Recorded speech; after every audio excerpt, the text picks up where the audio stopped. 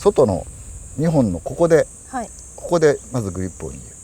この外側の2本のここです、ここで握る。ここ、そう、ここで握る。上から、はい、上からレバーを少し押す感じではい、滑り込ませる。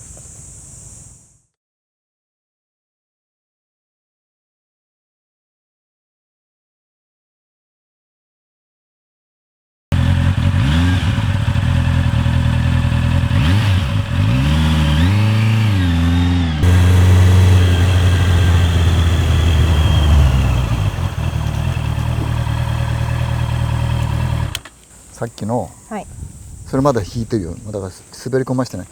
滑り込ませるためにはそうもっと手首上がってもいいから。そうそうそうそうそうそうそうそうそうそう、はい、ね、ちょっと大げさだけど、でもね、慣れればそうやればほらここに親指に力入ってないじゃん。うんうん、絶対こっちじゃない。こっちで持ってる、ね。自分で握りというかもう自然にこう引かれるくらいの感覚でいった方がいいってことですね。でこうレバーを上から押しながらこういうイメージね。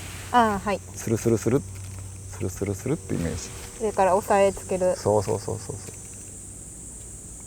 うね、はい、まずそれで丁寧にやってみてごらん。で、はい、何が違うか感じてごらん。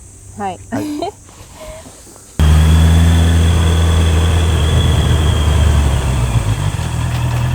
おお、すごいすごい。こうなんないでしょ。ならないです。スッて止まりますね。こういうふうにこう止まるよね。全然違う。もう少し出してごらん、スピード。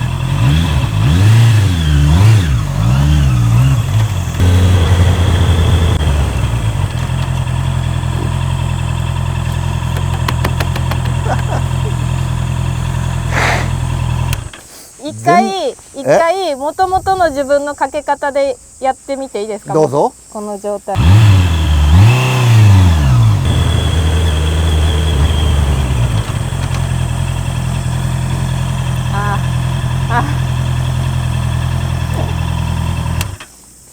ってなってましたね。安定しないよね。あ、すごいわ、すごいわ、すごい。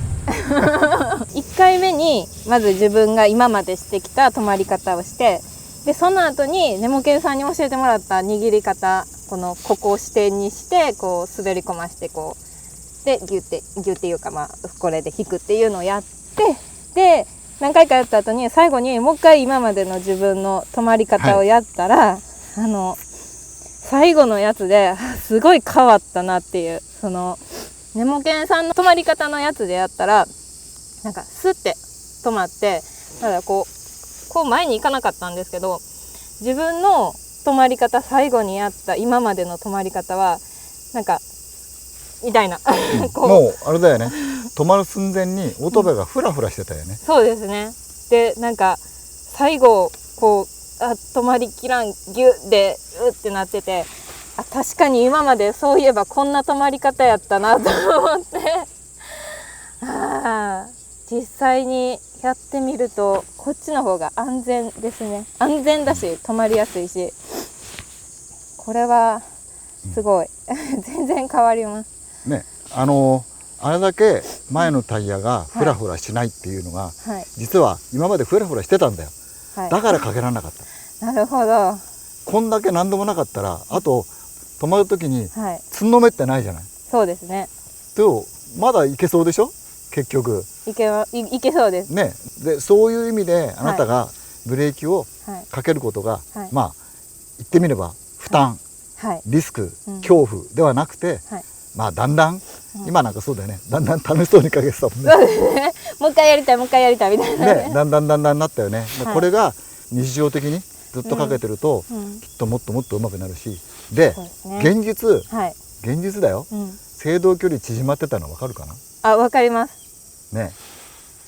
であんまりこうなってないのに、早く止まってたでしょ。なんか今までの自分のブレーキの仕方やったら、自分でもなんかどこで止まるかよく分からへんみたいな感じで、最後ギュみたいな感じで最後こうなってたんですけど、はい、その教えてもらったやつやとスーって止まって、ここら辺で止まるんやなって自分の中で予測がつくっていうかね、強弱管理をしてるからだよ。